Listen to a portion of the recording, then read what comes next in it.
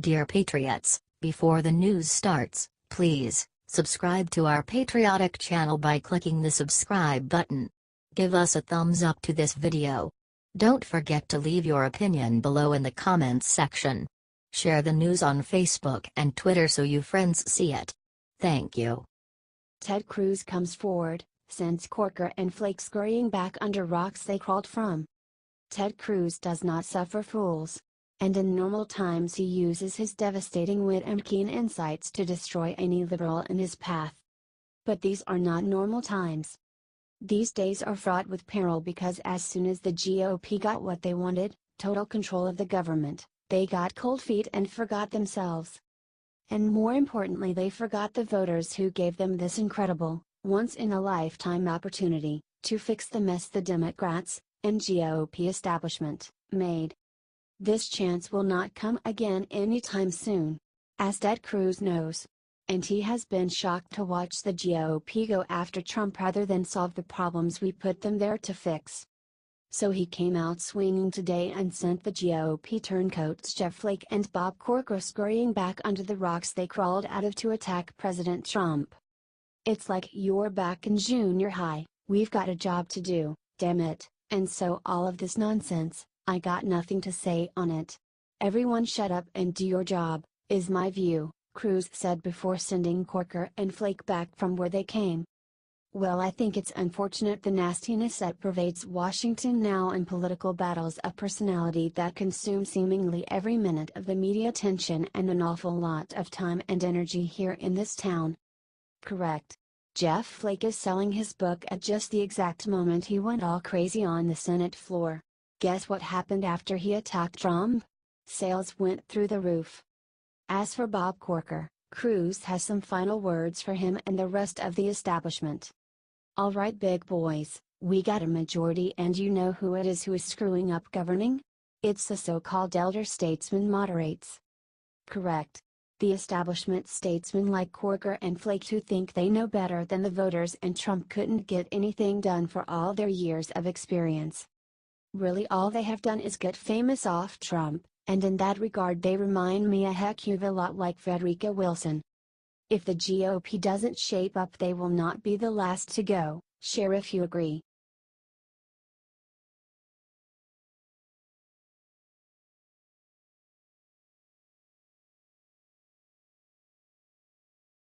Before flying to Dallas, Trump turned to press and dropped truth about Russia and him.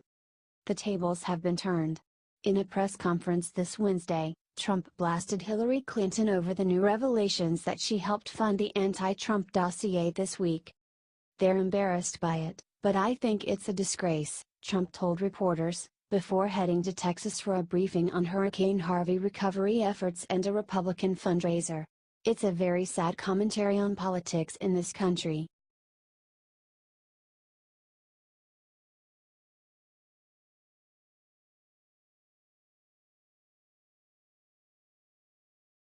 Ivanka Trump discovers classy way to silence CNN and turn Hollywood's scorn into badge of honor.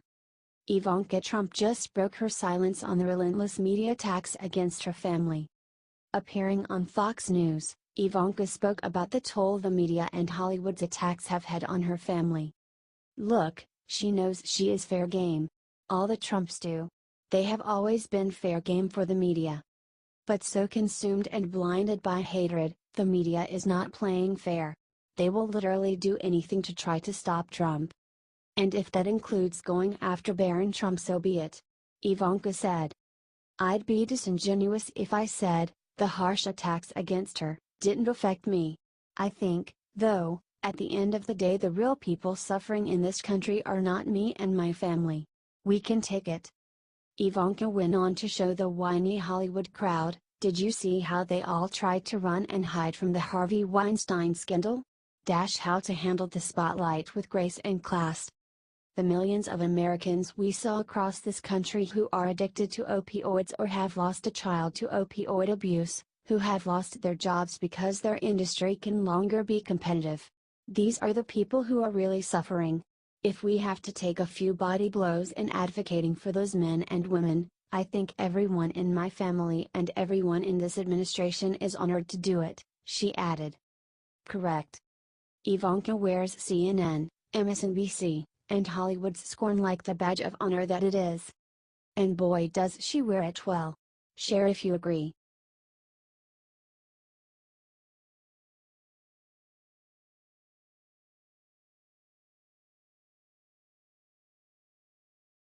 With one sentence, Trump just took down Jeff Flake seconds ago.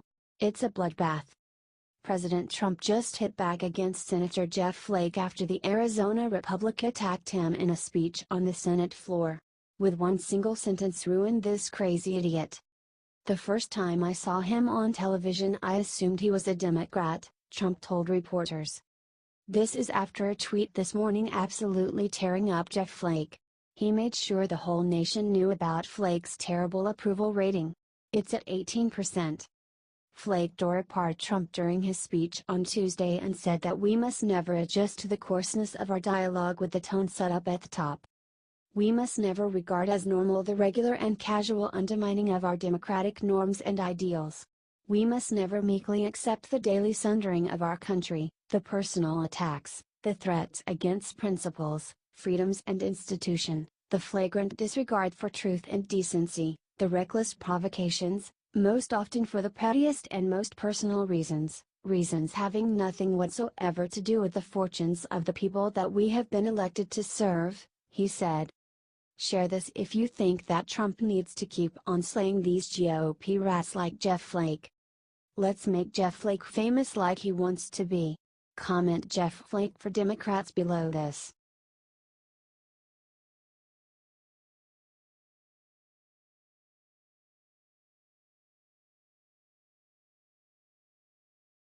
Roger Goodell struck down by TV execs' plan to fix ratings mess that spells doom for NFL's future.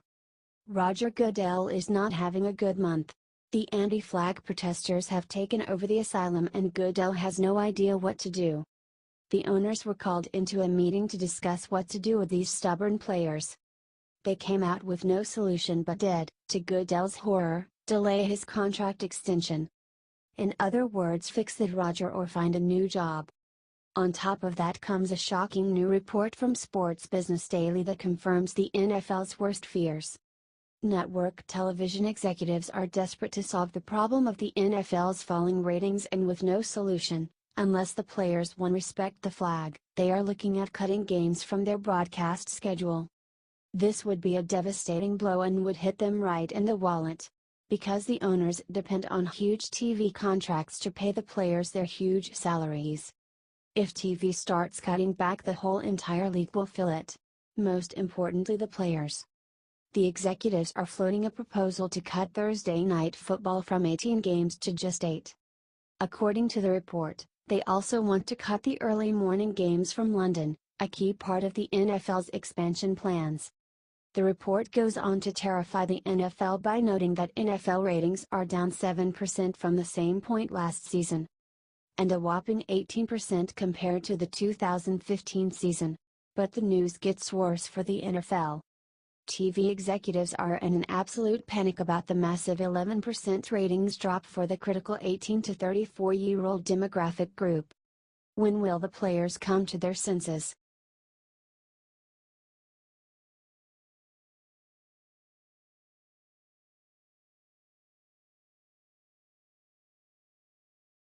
NFL players hang heads in shame after seeing flag properly respected at World Series last night.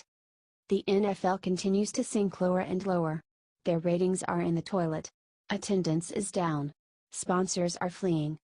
To be fair, the NFL has long-term contracts and usually pre-sells tickets, so outside of the lost concession sales the financial hit has not been huge, yet. But if this continues at year's end, everything may be undone.